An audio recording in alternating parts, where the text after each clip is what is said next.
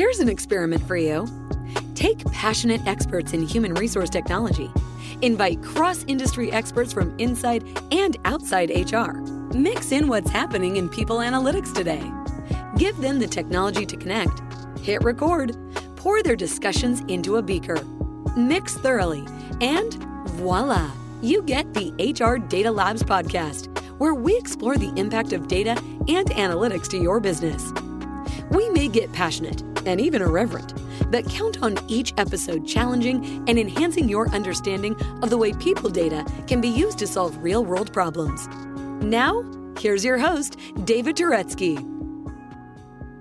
Hello, and welcome to the HR Data Labs podcast. I am your host, David Turetsky.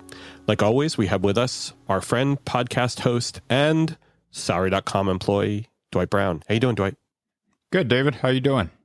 I'm okay. Today, we have with us a phenomenal guest. She's a friend, a client, and she's a brilliant CHRO. Our friend, Cindy Foxworth, the CHRO of SunPro Solar, now an ADT company. Hey, Cindy, how are you? I'm doing great. Thank you so much for the introduction. Cindy, why don't you give us a little bit about your background and how you got to today? Well, I've been in human resources for some years. Started in manufacturing, and I've worked pretty much in every role within the department. I've been in manufacturing, in healthcare, in banking, in higher education for the lion's share of my professional career, about 18 years in higher education.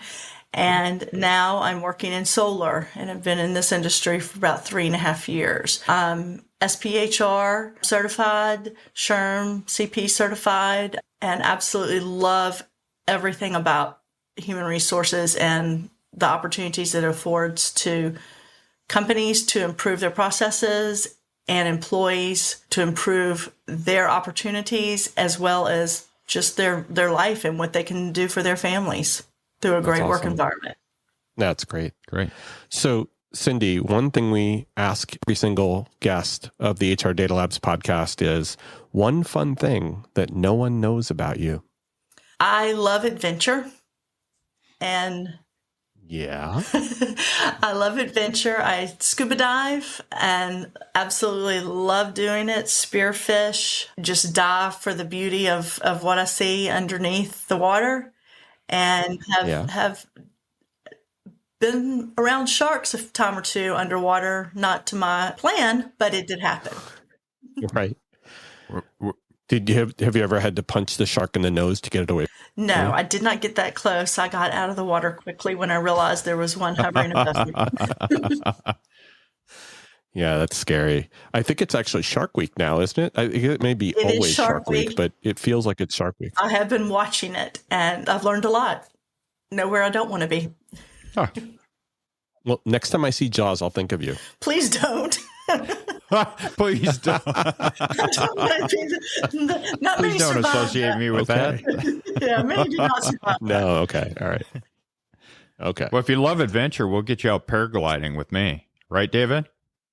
No, please don't. Cindy, I'm still freaking out about the last time Dwight went on his paragliding adventure. And he will tell you that there are probably 6 or 7 emails that he has from me asking him to please do something safer, maybe like go bowling. David says to me, will you please take up knitting? Absolutely not. And I said, no, it's got needles. It's got needles. Exactly. So today we're going to talk about some fascinating stuff with you. We're going to be exploring how HR analytics gets used at the executive table to make business decisions. And that's something that we love to discuss, especially with CHROs like Cindy.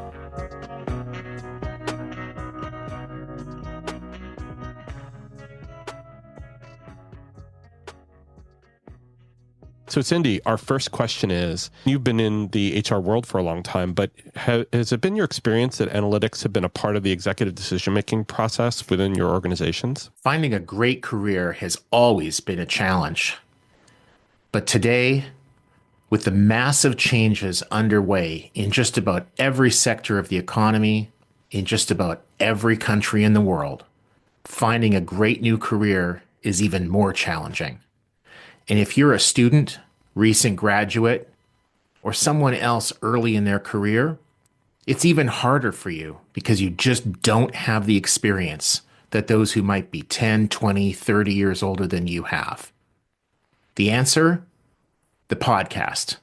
From dorms to desks. A podcast by College Recruiter job search site, where every week we take a deep dive into a topic specifically of interest to candidates who are early in their careers and looking for a great part-time, seasonal, internship, or other entry-level job. Not for the most part. As the years have increased, it's now part of the way companies look at every aspect of the business. But that is, to me, that's relatively new within the past 8 years or so. Right. Companies looked at human resources more as a transactional administrative department and didn't really see the full effect of what HR professionals can bring to the table as far as increasing ROI, increasing EBITDA by analyzing not just the business side, but the employee side as it relates to the strategic goals and taking it down to a granular level so you can implement effective changes. Yeah, I mean, we've talked to CFOs in the past and CIOs about how they're able to leverage analytics very easily, either in the finance group or logistics or marketing and sales. And they've been doing that successfully for years.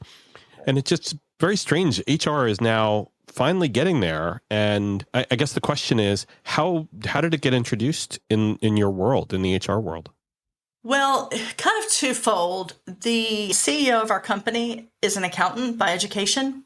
And so he likes to look at numbers. Myself as an HR professional try to stay on the cutting edge of what's taking place and understanding that going in and presenting at an executive table, if you're not giving analytics, if you're not giving data, if you're not showing the graphs that tell the story, if you're just spewing numbers or facts, you're making no change.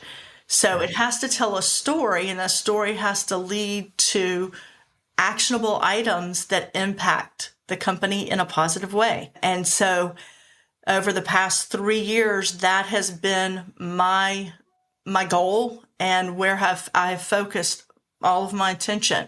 Well, I won't say all of my attention, a large amount of my attention, especially when you're in a company that's growing at the pace in which we're growing. You have to look at what you're doing because you're spending a lot of money. And if you're doing it incorrectly, you're wasting a lot of money.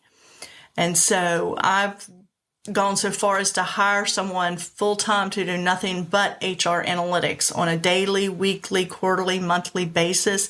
And we take that information and we look at it and see if we're to the pro or to the con. And then, like I said previously, we bring it down to a granular level because specifically in our organization, we've grown so fast that you can automatically look at this data and it tells you a beautiful picture. This market is being successful. This market isn't being successful. You take your attrition rates, your quick quits, and you link that to the production within that area. You link that to your employee relations issues within that area. You link it to your overtime within that area, and it tells you a beautiful story that gives you the map for improving. And it doesn't all go to a poor manager or a poor leader. It can go to what's going on in that market. It can go to a leader that is excellent but hasn't been provided all the tools that we need to provide. And that tells us, hey, we're not doing our due diligence with that individual. We need to work a little harder and bring them up to speed and make them aware of what's going on. Because what I've found is people look at the individual cases, they look at the individual issues, they don't say, oh my gosh, I had no idea it was one here and one there. I didn't realize that it equated to 50 in a month. That's actionable. Right. Right. Well, it's the difference between looking at one pixel on a screen versus looking at the entire picture, right? So if you zoom in too much, you don't get the full picture and are able to see the patterns that exist. And kind of, you talked about hiring one person that kind of did the analytics that worked on the analytics, but does it really change your view about who you hire and how you upskill the people that you already have in your organization though? It absolutely does. It absolutely does, because, we brought it into cost per hire based on training, recruiting, and it's a lot of money. So if we don't take that information and bring it to a level that tells the story of what we need to do to make those hires more successful out of the gate, not 3 months, 6 months down the road, but immediately, because there's such a cost involved with that. And when you're working in commission, if people aren't having those funds come in, they're not going to stay with you. So you have to make them successful out of the gate. So you absolutely look at this data and have to evaluate it consistently to make sure that you're addressing what issues there are out there, and you're addressing them as a whole, by market, and by individual. Like what you hear so far? Make sure you never miss a show by clicking subscribe. This podcast is made possible by Salary.com. Now, back to the show. So let's touch on question 2, which is that there are benefits that you get from looking at these analytics, and there are benefits, as you mentioned, that increase ROI on hires. What are the other strategic and functional benefits that you get across the organization that you can see beyond HR? One, it has raised the bar with the department leaders within the organization to understand what HR is and what we bring to the table, and to make us more of a business partner. So they value what we have to say. They value and want to know, what are you doing? What are you seeing? What can I do better as a leader over this business unit? So it's definitely raised the level of respect and understanding of what human resources is, but it also, it changes a lot of transactional functions that happen across the organization when you have a lot of turnover or a lot of employee relations events, and then you can recapture that time to be aggressive toward the future. And taking that time and saying, okay, where do we want to be in 5 years? Look at our strategic plan and spend our time in a positive way versus a reactive, negative way. Do those managers as well ask better questions? Are they able to frame some of their issues differently? Not just from the HR context, but are they able to actually start internalizing how your analytics help them make better decisions around the things they're doing beyond just the HR stuff? Absolutely. Absolutely. And they won't make the decisions without that data. They've come to build that into their total decision-making process. If that's not there, they can't make the decision. If they don't have that information, they cannot make the decision. Well, and it's got to be fun. I would imagine that you've had your share of aha moments that these managers and leaders have, which, nothing better than an aha moment to truly realize the value of what you're providing and kind of reinforce the fact that you're going down the right road. Absolutely. And, and I'm a proponent of stop and think, don't just act and react.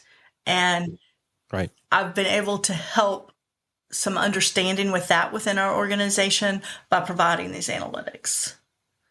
I imagine stop and think seems like a very strange thing to say when we're talking about executives, right?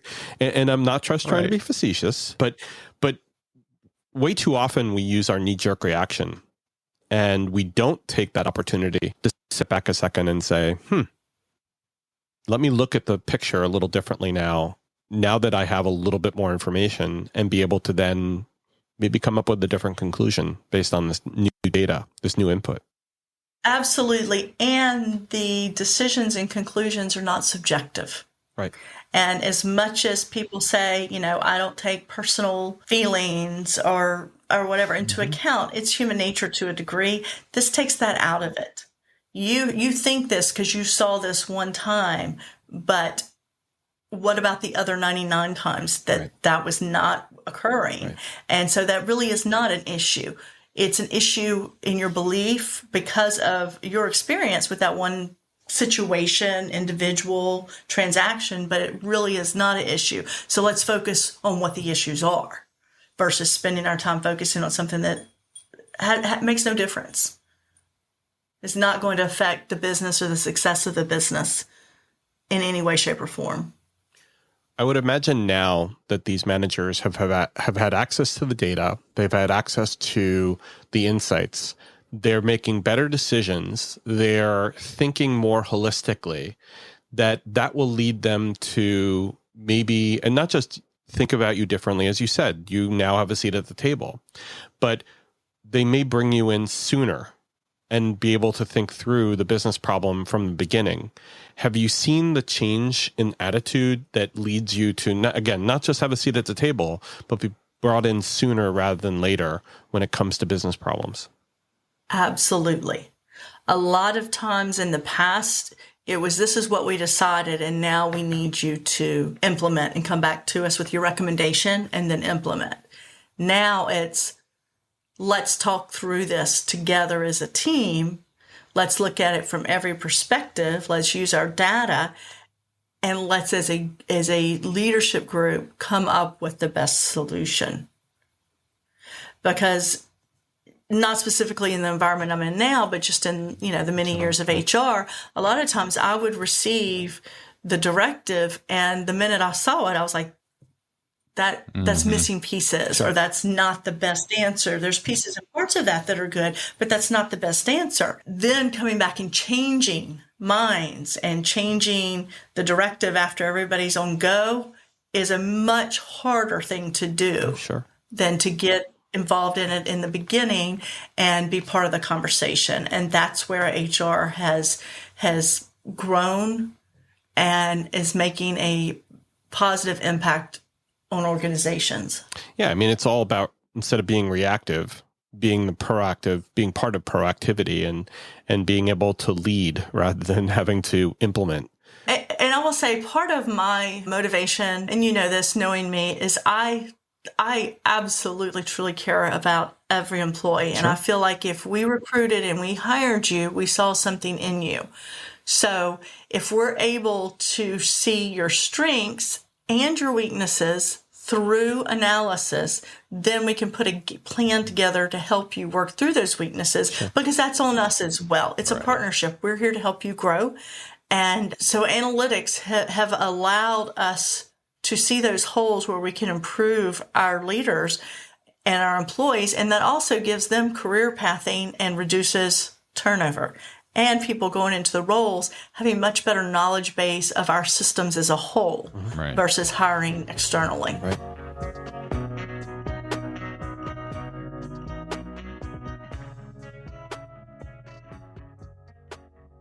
So Cindy, one of the things I'd love to ask you based on your experiences is, which analytics do you find, and we'll break this into two questions, which analytics do you find managers embrace?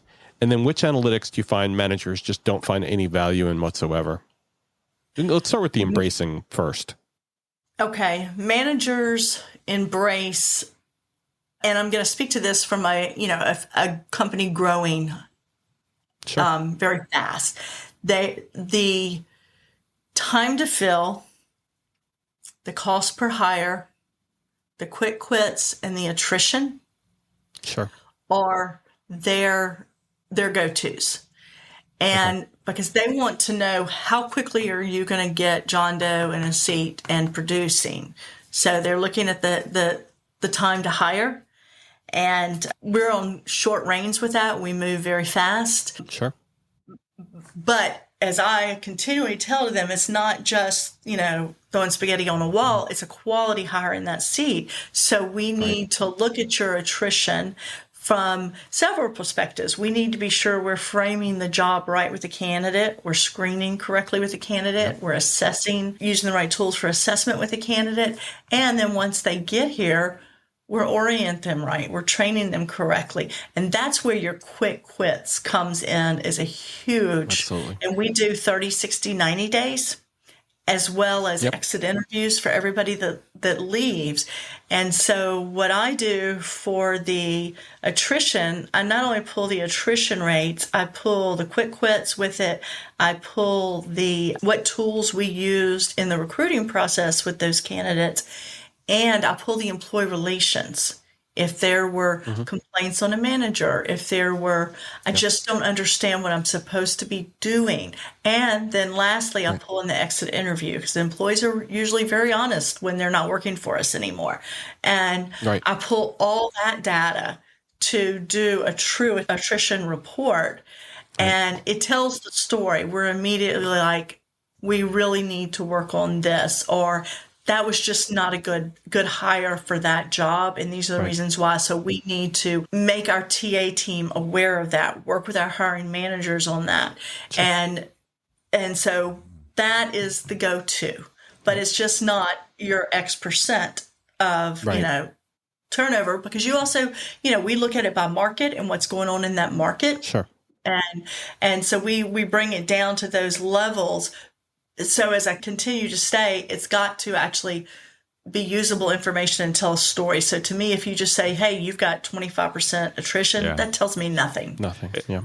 So we bring it down with all that additional information. It provides continuous learning about what's going on in the organization that you can then use. Right. Absolutely. And you can't just assume what is happening today is the same 3 months from now. With COVID and with the Great Resignation and everything that's going on, nothing is stagnant anymore. It is ever changing. And if you're not ever evaluating, you're behind the 8 ball before you start. Absolutely. Well, and I've seen that over and over with organizations where, the good part about analytics and numbers is that it provides you insights into your organization. But if you're not continuously changing what you're looking at to try to follow the ball, that can get you mired down into the mud even further, so it's effective use of analytics. So now let's look at the ones that managers, or the analytics and metrics that managers do not embrace or kind of push back on. They do not really care about like cost per hire. They just want the good hire. Right. They don't care about that, but it is a cost to the company. So we do have to look at it and determine, is there any way we can lower that cost and still get the same level candidate? So that is something they're not interested in. For the most part, we do a lot of analytics around employee relations. Tickets, we have a ticketing system, and we do a lot of analytics around that. They don't really want to get into that information. Instead, they want to know, what are we going to do to improve that information? Sure. They don't want to get into the nuts and bolts of it. Just, you tell me, you know what it is. Your team's getting the calls. Y'all know what's going on. Just tell me what you're going to do to fix it. What about beyond recruiting? Are there other metrics that are either embraced or that cause a visceral reaction beyond just the recruiting metrics? I'll give you an example. Like, overtime metrics are usually really embraced, sometimes embraced, especially in organizations that have a lot of overtime expectation from their employees. And yeah, absolutely. And we do a lot of analytics, and thank you for bringing that up. We do a lot of analytics around hours worked, overtime, versus jobs on the books, to make sure if we are having overtime that it's truly work time. It's not moving slower than we need to, or not having the equipment or the tools or the supplies to get the job done, but you're on the clock. So we analyze that weekly. I'm actually part of a team of 6 that we look at that every single week, and we drill down and we're like, why are we having so much overtime in this market? What's going on? And we immediately bring in the leaders from that department and evaluate it as we, and part of it is the overtime cost, but it's also, the production analytics. And it's not just, we have home A and home B. Home B may be 3 times the size as home A, or it may be a 2-story. those things take more time. So, and we have to take into account drive time. We have a lot of drive time, and we have to take that into account. So what we do is we see if we're having a lot of drive time in a certain area, maybe it's time to open a new warehouse because our sales team has expanded their drive time. So now we've got enough jobs on the books and enough sales to justify a new warehouse so we can decrease our drive time and make that productive time. I like to call that reducing organizational friction, where you're looking at the metrics to solve for what's causing production delays. And whatever can be reduced from a friction perspective enables that to happen more quickly. And I'll also look at benefit analytics because I always want to be sure each year we're looking at our benefit offerings and making sure we're competitive in the market and we're taking care of the needs of the employees. And so I'm always looking at who's enrolled in what by demographic, by region, by job title, whatever it may be, to see if we're, what I think we may need may not be what we need. I'm not the deciding factor. The employees and the executive team are the deciding factor based on cost and need. And so continually we look at that and try to stay really aggressive and proactive on our benefit offerings. And what about the ones that, again, beyond TA, the ones that are not embraced? The executive team that I'm a part of is data driven. So I'm really lucky that way. And so there's nothing that I present or that we look at that they're like, I don't care. So it's nothing that's not embraced. There's just things that they are their go-tos. And I think a lot of it is because we combine a lot of the data into the end story and not just say, here's your this, here's your that. It's what does that look like? And so those are their go-tos. But they like all the data. That's more mature, Cindy, because I deal with a lot of people who will throw a lot of spaghetti against the wall, to kind of use the term you were talking about before, to say whatever sticks. And so they'll create dashboards that have tons of metrics in it, and it becomes just noise because they can't see the story. And so creating those stories and being able to weave the appropriate statistics and metrics into it make a lot more sense and hopefully make it more easily consumable. I think so. I think it does. And I think it makes a positive impact on the business much quicker.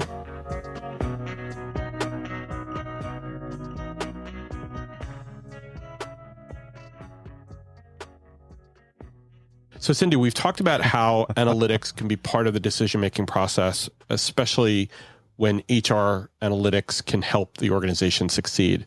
We've talked about what differences it can make and how HR actually gets not only the seat at the table, but respected. And we've also talked about what kind of analytics are embraced and which ones are pushed away. Any other things that you wanted to bring up before we close? Oh, I would say what I challenge myself with daily, and I think any aggressive CHRO, HR leader should, is making sure you don't have blinders on and that you're not repeating the same cycle over and over, continually to look for other data, other information, and don't assume you know it. Talk to the people out there in the field. What are you doing on a daily basis? If you were leading this, what would you be looking at? Because a lot of times they know what's happening and where the holes are, and nobody else does know because there's no way to report it. And then all of a sudden you're like, that's an aha moment. And they're living it daily and saying, I don't understand this. I don't know why we're doing this way. And so don't stay in an office. Go interact with the people doing the job. You're going to learn so much, and anything you learn can then be reformatted into some type analytical presentation that gives you mobility to improve. Well said. That's excellent. Thank you very much, Cindy. It was wonderful speaking to you. Thank y'all so much for the opportunity. Our pleasure. Dwight, thank you. Thank you. And thank you, Cindy, for being with us. This has been great.